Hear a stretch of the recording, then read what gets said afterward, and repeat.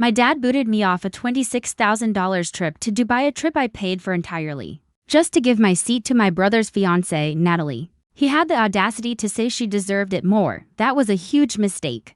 I made sure they'd never forget what happened next. My name is Alexandra and I'm 32. I've always prided myself on being independent, hardworking, and incredibly devoted to my family. Last year, I spent $26,000 of my own money to plan the perfect Dubai vacation for my parents and brother. Little did I know, my father would call me one day to say I was no longer welcome on the trip I paid for, all to give my spot to my brother Michael's fiancée, Natalie. If you're watching this, drop a comment below and let me know where you're tuning in from. Hit that like button and subscribe to follow my journey of standing up for myself against family betrayal. To understand why this hurt so much, you need to know a bit about my family and our dynamic. I'm a senior financial manager at a prestigious investment firm in Chicago. After 10 years of climbing the corporate ladder, I finally have financial security and can enjoy life's little luxuries. I bought my home 3 years ago, paid off my student loans last year, and I've been building my investment portfolio. I'm proud of what I've accomplished on my own. My father, John, is 62 and a retired military officer. He runs our household the same way he ran his platoon, with strict rules and high expectations. Growing up, I desperately sought his approval but rarely received it. My mother, Diane, is 60 and has always been the family's peacekeeper. She rarely contradicts my father and usually goes along with whatever he decides, even when she clearly disagrees. Their marriage is very traditional, with my father making all the decisions and my mother supporting them. Then there's my older brother, Michael, at 35. He's never quite found his footing in life. After dropping out of college twice, he's bounced between various sales jobs, never staying anywhere for more than a year or two. Despite this, my parents, especially my father, have always treated him as the golden child. Growing up, Michael could do no wrong. If he got C's in school, my father would praise him for passing. But if I got all A's and 1B, my father would question why I couldn't get a perfect report card. This pattern continued into adulthood, when Michael needed money to pay off credit card debt after a spontaneous trip to Las Vegas. My parents dipped into their retirement savings to help him when I needed a small loan for an unexpected medical bill during my first year out of college. My father lectured me about financial responsibility and told me to figure it out on my own, so I did. I picked up extra shifts and ate ramen noodles for a month to make ends meet. The disparity was clear, but I learned to accept it. I focused on building my own life and becoming financially independent as quickly as possible. I put myself through college and grad school, taking out loans and working part-time jobs the whole way. Meanwhile, my parents paid for all of Michael's attempts at higher education, none of which he completed. Despite the uneven treatment, I've always remained close to my family. I visit my parents at least twice a month for Sunday dinner and call them regularly. I've tried to be the daughter they could be proud of, even if they rarely expressed that pride directly. As my career advanced, my parents started to see me as a resource. 2 years ago, when their roof needed replacing, my father called to ask if I could help. I contributed $8,000 toward the repairs. Last year, when Michael was between jobs, my mother hinted that he was struggling to make rent. I sent him $2,000, which he never acknowledged or thanked me for. It was around that time that Michael started dating Natalie. She's 28 and works part-time at a boutique downtown. Though from what Michael has said, she calls in sick more often than she shows up. From the moment I met her, something felt off. She was polite enough, but there was a calculating look in her eyes that made me uneasy. Natalie quickly figured out who held the purse strings in our family. Within weeks of meeting my parents, she was calling them mom and dad and spending more time at their house than her own apartment. She'd compliment my mother's cooking and listen to my father's military stories with rapt attention, asking questions that stroked his ego perfectly. With me, however, she was different. When she learned what I did for a living, her eyes lit up with a look I'd seen too many times before, the same look people get when they realize you have money and start mentally calculating what they might get from you.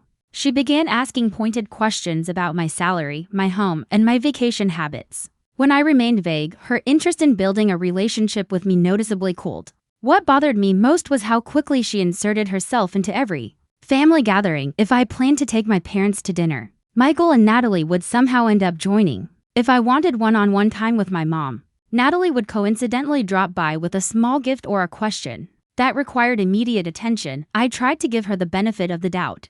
Maybe she was just eager to be part of the family. But the more time passed, the more I noticed a pattern.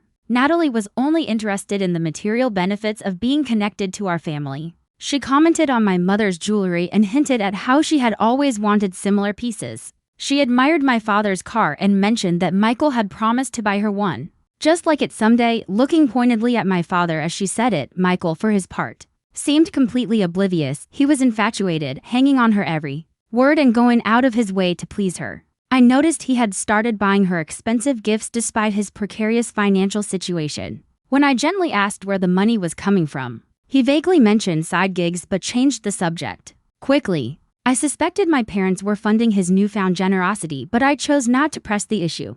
Despite my reservations about Natalie, I still loved my brother and wanted to maintain a good relationship with him, and despite the uneven treatment from my parents over the years, I still deeply cared for them and wanted to do something special to show my appreciation. That's when the idea for the Dubai trip began to take shape. The idea for the Dubai trip came to me during a quiet moment at work. I was reviewing some travel expense reports for our executives when I realized my parents' 40th wedding anniversary was approaching. Despite the complicated family dynamics, 40 years of marriage was an incredible milestone that deserved to be celebrated in a special way. My parents had never traveled outside the United States. My father always said international travel was too expensive and complicated.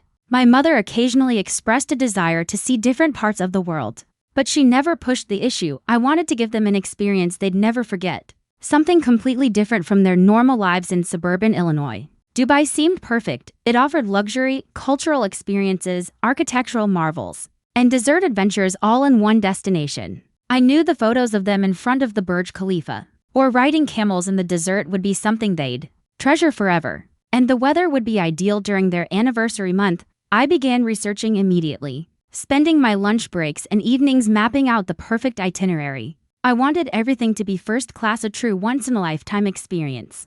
I looked into 5-star hotels, private desert safaris, exclusive dining, and VIP access to the top attractions. I also decided to include my brother in the trip. Despite our differences, he was their son too, and I knew they'd want him there to celebrate this milestone with them. The total cost was staggering, nearly $26,000 for the 4 of us. It would take almost all of my annual bonus and a significant portion of my savings, but I decided it was worth it. I set up a separate savings account and started putting money aside each month. I took on additional projects at work that offered performance bonuses. I cut back on my own expenses, making coffee at home, bringing my lunch to work, and postponing a kitchen renovation I had been planning. Over the course of 18 months, I methodically saved and planned. I worked with a high-end travel agency to book first-class Emirates flights. I reserved rooms at the Burj Al Arab, one of the most luxurious hotels in the world. I arranged for a private dessert dinner experience, a guided tour of the Sheikh Zayed Grand Mosque in Abu Dhabi, a private yacht cruise around the Palm Jumeirah, and VIP access to the observation deck of the Burj Khalifa. I even scheduled a private shopping experience at the Dubai Mall with a personal stylist. Each booking and payment brought me joy as I imagined my parents experiencing these things for the first time. I pictured my mother's face as she stood at the top of the tallest building in the world. I imagined my father, who had been deployed to the Middle East but never had the chance to appreciate the culture, enjoying the traditional food and entertainment. I even looked forward to sharing these experiences with Michael, hoping that this shared adventure might help bridge some of the distance between us. When everything was finally arranged, I presented the trip to my family during a Sunday dinner. I created elaborate invitation cards with gold embossing and placed them next to their dessert plates. My mother opened hers first, her hands trembling as she read the details. She looked up at me with tears in her eyes, speechless. "Alexandra, is this real?" she finally managed to ask. I nodded, smiling. "Happy anniversary, Mom and Dad. I wanted to do something special for you both." My father studied his invitation with a furrowed brow, as if looking for a catch. "This must have cost a fortune," he said. "Don't worry about that," I assured him. "It's my gift to you. You both deserve it." Michael examined his invitation with wide eyes. "First-class flights, the Burj Al Arab? Are you serious, Alex?" "Completely serious," I confirmed. "We leave in 6 months, the week of Mom and Dad's anniversary. I've already cleared the time off with work and spoken to your boss, too." "Michael, everything is arranged." My mother got up and hugged me tightly. "Thank you, sweetheart. This is the most wonderful gift anyone has ever given us." Even my father seemed moved, though he expressed it in his typical reserved manner. "This is very generous of you, Alexandra. Thank you." It was one of those rare moments where I felt truly appreciated by my family, especially my father. The look of genuine gratitude in his eyes made all the sacrifices worth it. That moment was interrupted when the doorbell rang. My mother answered it and returned with Michael's girlfriend, Natalie, in tow. She had apparently decided to surprise Michael by showing up for dessert, though I suspected he had texted her about the dinner earlier. "I hope you don't mind me crashing your family dinner," she said with a smile that didn't reach her eyes. "Michael mentioned your mom made her famous apple pie and I just couldn't resist." As she sat down, she noticed the invitation cards. "What is this? Are we celebrating something?" Michael quickly explained the Dubai trip, his voice brimming with excitement as he detailed all the luxurious elements I had planned. Natalie's expression transformed as he spoke. Her eyes widened and a smile spread across her face. "Dubai, oh my God, that sounds amazing," she exclaimed, looking at the invitation with naked envy. "I've always wanted to go there. All those Instagram influencers are always posting from Dubai. The shopping there is supposed to be incredible." I noticed she used the word Instagram with particular emphasis, and I could already imagine her plotting all the social media content she would create if she were on such a trip. The thought made me uncomfortable, but I reminded myself that she wasn't invited, so it wasn't an issue. Throughout dessert, Natalie peppered me with questions about the trip. How long would we be staying? What attractions would we visit? Would there be time for shopping? With each answer, her expression grew more intense, a mixture of longing and calculation that set off warning bells in my mind. As the evening wound down, Natalie gave me an uncomfortably tight hug. "You are so generous to do this for your family, Alexandra," she said. "Michael is lucky to have such a caring sister." Something in her tone felt disingenuous, but I smiled politely and thanked her. As I drove home, I couldn't shake a vague sense of unease. In retrospect, I should have paid more attention to that feeling. It was the first sign of the trouble to come. 2 months before our scheduled departure to Dubai, Michael called to share some news. He and Natalie had gotten engaged. He had proposed during a weekend trip to Lake Michigan, with a diamond ring that I later learned was purchased with money borrowed from our parents. "That's wonderful news, Michael," I said, trying to sound enthusiastic despite my concerns. "I'm happy for you both." "Thanks, sis," he replied, genuinely excited. "We haven't set a date yet, but Natalie is already talking about venues and dresses. You know how women get about wedding planning." I let the comment slide and asked how our parents had reacted. "They're thrilled," he said. "Mom cried and Dad actually hugged me. Can you believe it? They're having us over for dinner this Sunday to celebrate. You'll come, right?" I agreed to attend, though I had mixed feelings. On one hand, I wanted my brother to be happy. On the other, I had serious doubts about Natalie's motives. When Sunday arrived, I drove to my parents' house with a nice bottle of champagne. When I arrived, the house was already in celebration mode. My mother had prepared an elaborate meal. My father had bought flowers for the table, and Michael and Natalie were in the living room, accepting congratulations like visiting royalty. "Alexandra," Natalie exclaimed when she saw me, jumping up to embrace me. "I'm so glad you could make it. Look at my ring. Isn't it gorgeous?" Michael did so well. I admired the ring, noting politely that it was at least 2 carats and likely well beyond what Michael could afford on his own. My suspicions about my parents' financial involvement were essentially confirmed when I noticed my mother wearing costume jewelry instead of her usual gold pieces. She had likely pawned some of her jewelry to help Michael buy the ring. During dinner, the conversation inevitably turned to the upcoming Dubai trip. Natalie leaned forward eagerly as my mother discussed what clothes she planned to pack. "I've been researching Dubai fashion," Natalie interjected. "For the desert safari, you'll want to wear light layers because it gets cold at night, and for the Burj Al Arab, we should definitely dress up." I was thinking of wearing my new red dress, the one with the gold accents. Her casual use of "we" set off immediate alarm bells. I glanced at Michael, who was studiously avoiding eye contact with me. My father was nodding along as Natalie spoke, seemingly unbothered by her presumption. I cleared my throat. "Natalie, I'm not sure if Michael explained, but the trip is for our parents' anniversary. I made reservations for 4 people, my parents, Michael, and myself." A heavy silence fell over the table. Natalie's smile froze on her face, though her eyes narrowed slightly. My father set down his fork with a deliberate motion that I recognized from childhood. "As a warning sign, Alexandra," he said slowly, "now that Michael and Natalie are engaged, don't you think it would be appropriate to include her in our family celebration?" My stomach tightened. "Dad, I would love to include Natalie, but the trip has been planned and paid for with 4 people in mind. All the reservations, the hotel rooms, the private tours, everything is arranged for 4. Adding a 5th person at this stage would be complicated and expensive." Surely you could make some adjustments, my father pressed. Natalie is going to be part of our family now, my mother, who had been silent, tentatively spoke up. The trip is Alexandra's gift to us, John. She's put a lot of thought and money into planning it. I shot her a grateful look. But my father waved away her comment. Alexandra is doing very well in her career. I'm sure the additional cost wouldn't be a burden for her. Michael finally looked up from his plate. Natalie has never been out of the country before. She doesn't even have a passport yet, but we're expediting it. This would be such an amazing first international experience for her. Natalie reached over and squeezed my father's hand. I would never want to impose, John. It's just that Michael has told me so much about this trip, and it sounds like such a special family time. I would love to be included, but I completely understand if it's not possible. Her tone was conciliatory, but her expression conveyed a different message entirely. I took a deep breath, trying to remain calm. The issue isn't just the additional cost, though that's certainly a factor. The Burj Al Arab suites I reserved are configured for a specific number of guests. The dessert dinner is a private booking for 4. The first-class airfare alone for another person would be over $5,000 at this point. And that's if we can even get a seat on the same flights. So you're saying no? My father's tone had an edge to it that I recognized all too well. I'm saying it would be very difficult to change everything at this point, I clarified.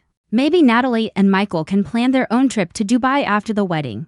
I'd be happy to share my research and recommendations. That's very generous of you, Alexandra, Natalie said with a tight smile. But it wouldn't be the same as experiencing it together as a family. Especially for such a special occasion, my father nodded in agreement. Family should be together for important celebrations. The irony of my father suddenly emphasizing family togetherness when it benefited Natalie was not lost on me, but I bit my tongue. This was supposed to be a happy occasion, not a confrontation about decades of favoritism. Let me look into the options, I conceded.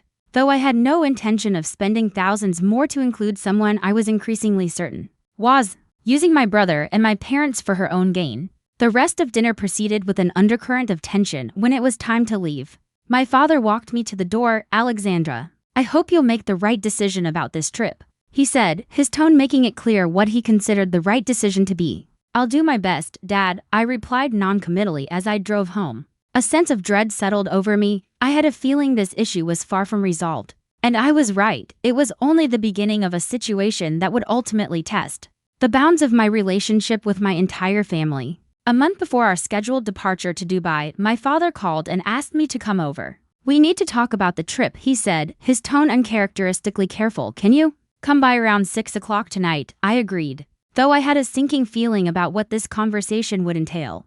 I hadn't heard much about the trip in recent weeks, which was suspicious given how excited everyone had been initially. My attempts to confirm details had been met with vague responses and subject changes. When I arrived at my parents' house that evening, I immediately sensed something was wrong. My mother opened the door but could barely meet my eyes. My father sat in his favorite armchair, his posture rigid. Michael was on the couch, and beside him, looking surprisingly comfortable, sat Natalie. Alexandra, have a seat, my father said, gesturing to a lone chair across from him, positioned in a way that made me feel like I was about to face a firing squad.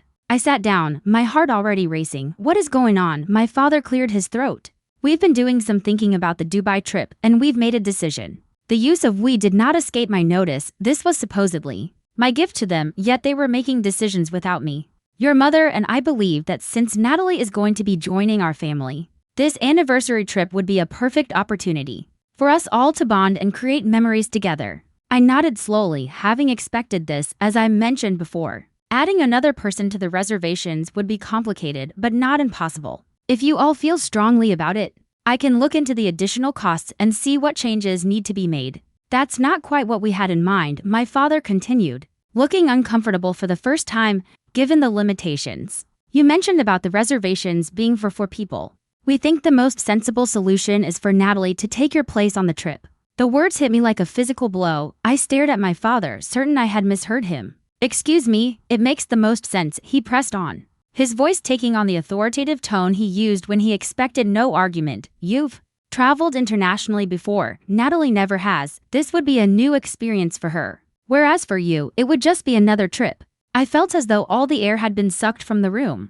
My mother was staring at her hands, twisting her wedding ring. Michael had the decency to look somewhat ashamed, though not enough to speak up. Natalie sat with a slight smile playing at her lips, her expression one of poorly concealed triumph. Dad, I finally managed, my voice barely above a whisper. I paid for this trip. I planned every detail. This was my gift to you and Mom for your anniversary, and we appreciate that, he replied quickly, but gifts, once given, belong to the recipient. Your mother and I would like to share this experience with our son and his future wife. The casual cruelty of his statement left me breathless. I looked to my mother for support, but she remained silent, her eyes downcast. Natalie deserves to go more than you do, my father added, delivering the most painful blow yet. She's about to become part of this family. This trip would mean so much more to her than it would to you. I felt tears pricking at my eyes but refused to let them fall. I've been planning this for over a year and a half. I worked extra hours, gave up my own vacation plans, and spent nearly $26.00 to create this experience for our family, and we'll pay you back for your portion, my father said dismissively, as if that addressed the core issue. Michael has calculated that your share would be around $6,000. We can write you a check right now. I laughed incredulously. $6,000, Dad? The first-class airfare alone is more than that per person, not to mention the hotel suites, the private tours, the special experiences I arranged. Michael finally spoke up. Alex, don't be selfish about this. Family helps family, you know. Natalie and I can't afford a trip like this on our own. You have a great job and can go to Dubai anytime you want. Selfish? I repeated, my voice rising despite my efforts to stay calm. I spend my own money I worked hard for to give our parents a special anniversary gift. How exactly does that make me selfish? It's selfish to deny Natalie this opportunity just because you want to go, Michael shot back. You always have to be the center of attention. You're always showing off how successful you are, how much money you make. His words were so hypocritical and so divorced from reality that for a moment I couldn't even respond. I had spent years quietly supporting this family, receiving little recognition and even less gratitude, and now I was being accused of showing off. Michael, I have never. Alexandra, my father cut in, his tone making it clear he considered the matter settled. Our decision is final. Natalie will be going in your place. We can discuss the financial details later if you are unhappy with the amount we've offered. Natalie, who had been watching with barely concealed satisfaction, finally spoke. Alexandra, I want you to know how much this means to me. I never had the opportunity to travel growing up, and sharing this experience with Michael and my future in-laws is something I'll cherish forever. I'm so grateful to be included in such a special family moment. Her performance was flawless, her eyes wide with feigned sincerity. I could almost believe she meant it if not for the smug smile she couldn't quite suppress. My mother finally looked up, her expression pained. Alexandra, it's fine, Mom, I interrupted, unable to bear hearing her make excuses for this betrayal. I understand exactly what's happening here. I stood up, my legs feeling unsteady. I hope you all enjoy the trip. It's a gift after all, and apparently, gifts once given belong to the recipient to do with as they please. Don't be dramatic, Alexandra, my father said with a frown. This is a practical solution to a simple problem. There was no problem until you created one, I replied, finding my voice again. The problem is that you've always treated Michael differently than me. The problem is that you see nothing wrong with taking something I worked hard for and giving it to someone else because you think they deserve it more. The problem is that I am supposedly part of this family too, but I'm being pushed aside the moment someone new comes along. My father's expression hardened. That is enough. I will not be spoken to this way in my own home. Fine, I said, grabbing my purse.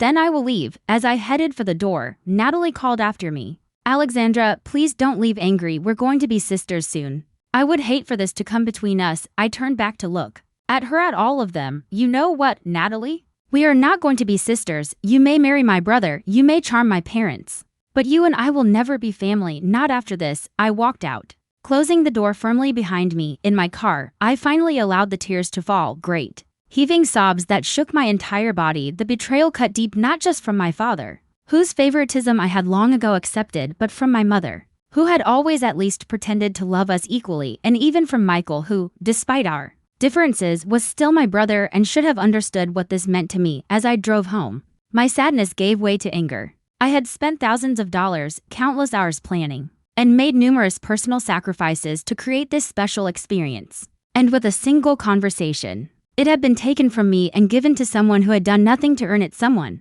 who was clearly using my family for her own benefit. By the time I reached my house, a new resolve had hardened within me. I may have been removed from the trip, but I still had control over the reservations And if my family thought they could treat me this way without consequences, they were about to learn a very expensive lesson. I spent that night crying until I had no tears left. The betrayal felt like a physical wound. Around midnight, I called my best friend, Sarah, who answered despite the late hour. "They did what?" she exclaimed after I explained. "Your own father kicked you off a trip that you paid for, and they expect you to just accept that?" "Apparently," I said, my voice hoarse from crying. "My dad actually said Natalie deserves to go more than I do after everything I've done for them over the years, after all the times I've helped them financially. This is how they treat me. Alex, I love you. But you have got to stop letting your family walk all over you," Sarah said firmly. "They've been taking advantage of your generosity for years, and now they've crossed a line that should never be crossed. What am I supposed to do? The trip is already paid for. If I make a fuss, I'll just be seen as the difficult one." As usual, Sarah was quiet for a moment, then said, "Don't let them get away with this. You planned this trip. You paid for it. The reservations are in your name, right?" "Yes. Everything was booked through my travel agent under my name." "Then you still have control over those reservations," Sarah pointed out. "They can't just decide to remove you without your cooperation." A thought began to form in my mind. "You're right. The bookings are all in my name. I'm the primary contact for everything." "Exactly," Sarah said. "I'm not saying you should cancel everything because that might be too harsh. But maybe there are some adjustments that could be made." We talked for another hour, exploring various options. By the time we hung up, my tears had dried and a plan was taking shape. I wouldn't cancel the trip entirely, that would be too vindictive. But I would ensure that the luxury experience I had planned and paid for was significantly altered. The next morning, I called my travel agent, Melissa, who had helped me plan every detail. I explained the situation, leaving out some of the more painful details to maintain my professionalism. "I need to make some changes to the Dubai booking," I said once the pleasantries were out of the way. "Unfortunately, I won't be joining the trip, and we need to adjust the reservations accordingly." "I'm sorry to hear that, Alexandra," Melissa replied, sounding genuinely disappointed for me. "What kind of changes do you have in mind?" "First, I need to change the flight bookings. Instead of first class on Emirates, I would like to switch everyone to economy class." "That's quite a downgrade," Melissa noted. "Are you sure?" "Positive," I confirmed. "Also, I need to cancel the reservation at the Burj Al Arab. Instead, please book to standard rooms at the City Seasons Hotel. That's in Dara, I believe," Melissa pointed out. "That's on the other side of the city from all the attractions you had planned to visit. And it's a 3-star hotel, not the luxury experience you were aiming for." "That's fine," I assured her. "I also need to cancel all the private tours and experiences I had booked. The dessert dinner, the yacht cruise, the VIP access at the Burj Khalifa, all of it." "Alexandra," Melissa said cautiously, "these changes will significantly alter the trip experience. Are you absolutely certain this is what you want to do?" "I am," I said firmly. "My circumstances have changed and these adjustments are necessary. Please also cancel the airport transfers and the personal shopping experience." Melissa sighed but began making notes. "What about basic transportation around Dubai? Do you want me to arrange anything for them?" I considered this. I didn't want to strand my family completely in an unfamiliar city. That would be cruel and potentially dangerous. "Please arrange for a basic tour package. Something that includes transportation to the main attractions but without any VIP elements. Or private guides." "I can do that," she confirmed. "Will you be rebooking your portion of the trip for a later date? The refund from the downgraded elements could be applied to a solo trip for you." This was something I had already considered. "Yes, I've been thinking about visiting the Maldives. Could you see what kind of upgrade I could get for a one-person trip with the difference from these changes?" "The Maldives are beautiful," Melissa said, her tone warming. "I'd be happy to put together some options for you. With the difference from downgrading the Dubai trip, you could have a very luxurious experience there." We spent the next hour going through all the details, canceling, rebooking, and reallocating funds. When we were finished, the Dubai trip had been transformed from a first-class luxury experience to a basic international vacation. While I had secured myself a week at an over-water bungalow in the Maldives with private butler service, daily spa treatments, and gourmet dining included, all the changes have been processed, Melissa confirmed. "The new itineraries will be emailed to you shortly." "Do you want me to send the updated Dubai itinerary to your family members directly?" "No," I decided. "I'll handle communicating the changes to them, but I had no intention of doing so. Let them discover the truth when they arrived at the airport, expecting first-class treatment and champagne, only to be directed to the economy check-in desk. Let them realize what had happened when they were taken to a basic hotel, miles from the attractions instead of one of the most luxurious hotels in the world, part of me felt guilty about the deception, particularly where my mother was concerned. But then I remembered her silence as my father informed me I was being removed from the trip. I had paid for her unwillingness to stand up for me. The guilt faded, replaced by a sense of justice. I wasn't canceling their trip. They would still get to go to Dubai, still get to see the sights and experience a new country together. They just wouldn't be doing it in the lavish style I had originally planned. The difference would go toward my own well-deserved vacation, a small compensation for the hurt they had caused me. As I hung up with Melissa, I felt a weight lift from my shoulders. For perhaps the first time in my life, I had stood up for myself against my family's unfair treatment. It wasn't a perfect solution, and I knew there would be fallout, but in that moment, I couldn't bring myself to care. They had made their choice, and now I had made mine. The day of the Dubai trip arrived. I hadn't spoken to any of my family members since that fateful evening. My father had called once, leaving a message about finalizing the financial arrangements for my portion of the trip cost.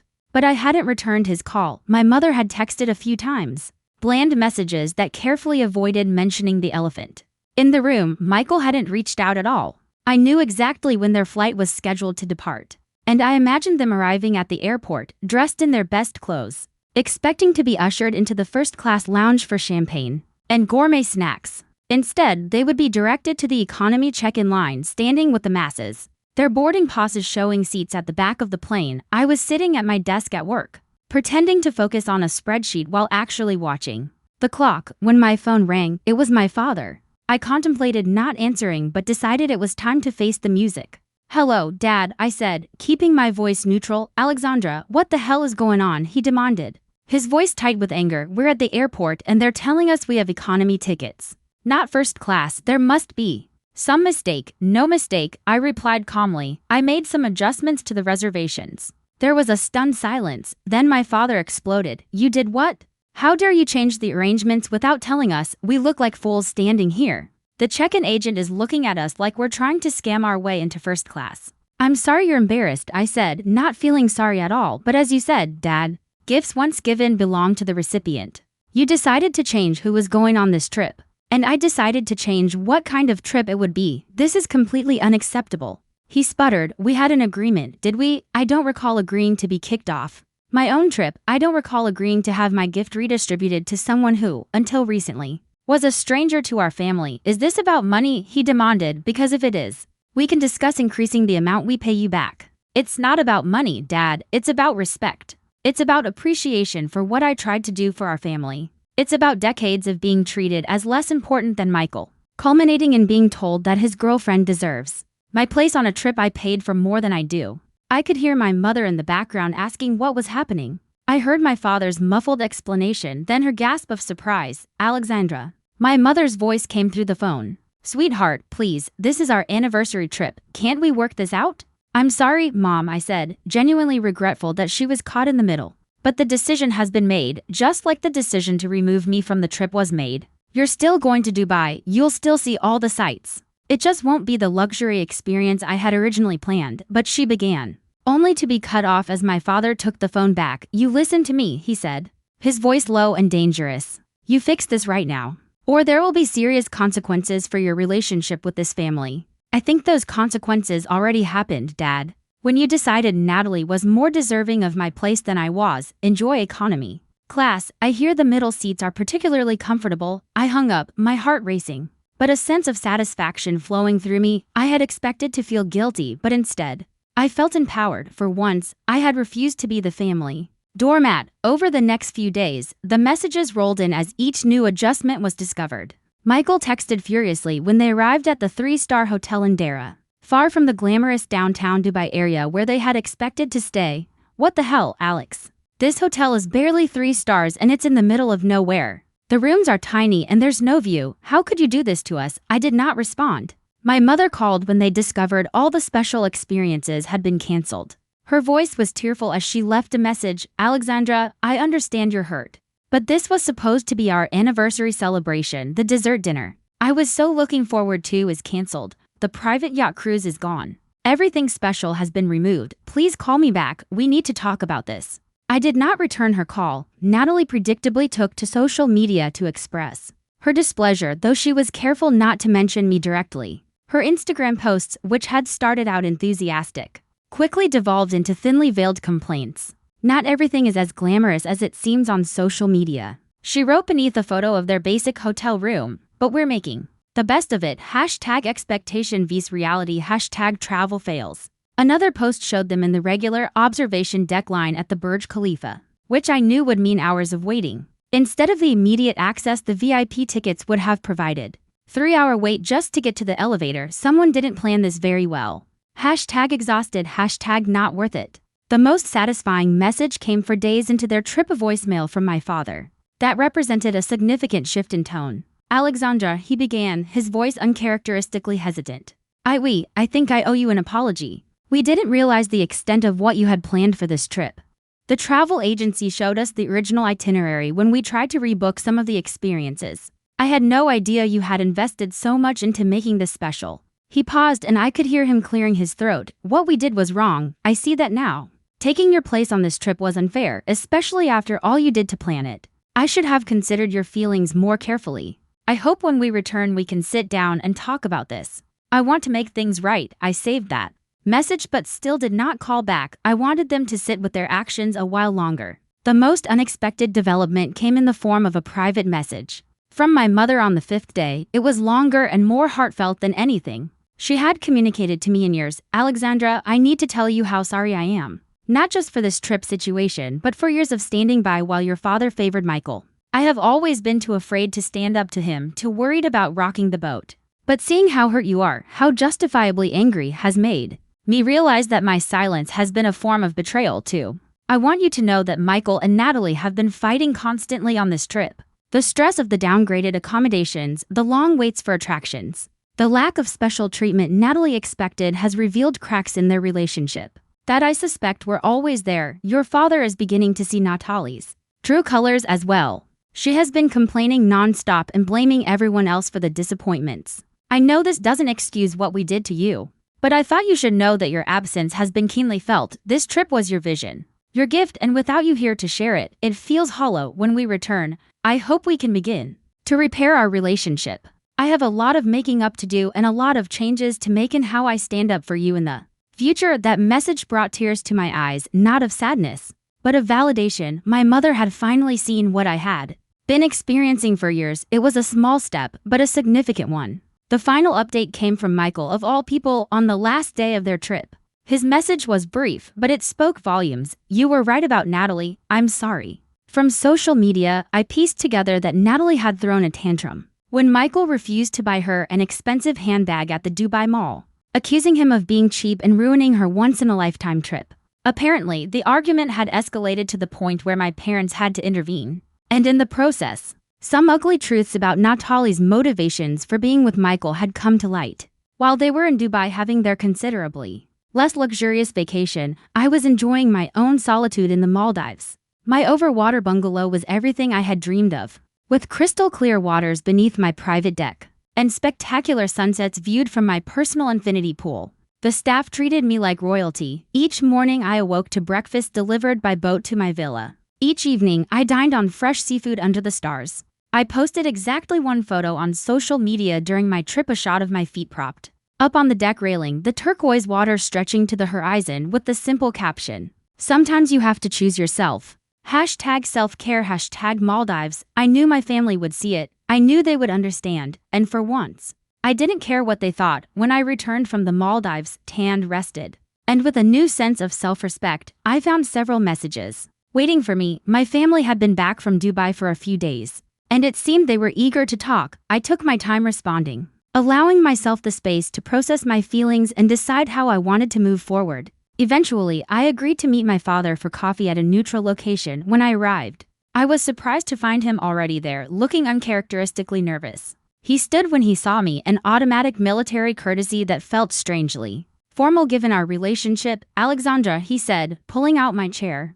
"Thank you for meeting me." I nodded and sat down, waiting for him to speak. He had asked for this meeting. The burden of beginning was on him. "I owe you an apology," he said finally, his voice gruff with emotion. What we did with the Dubai trip was wrong. I see that now. Why did you do it?" I asked the question that had been burning in me for weeks. Why did you think it was acceptable to take something I had worked so hard for? And give it to someone else? He sighed heavily. I could give you excuses about wanting to welcome Natalie into the family, about thinking you would understand because you're always so capable and independent. But the truth is simpler and harder to admit. I haven't been fair to you for a very long time. He looked down at his coffee cup, turning it slowly between his hands. I have always expected more from you than from Michael. When you succeeded, I took it for granted. When you gave, I accepted without proper gratitude. I held you to a higher standard and then resented you for meeting it. His admission stunned me. I had always sensed this dynamic but never expected him to acknowledge it. The Dubai trip,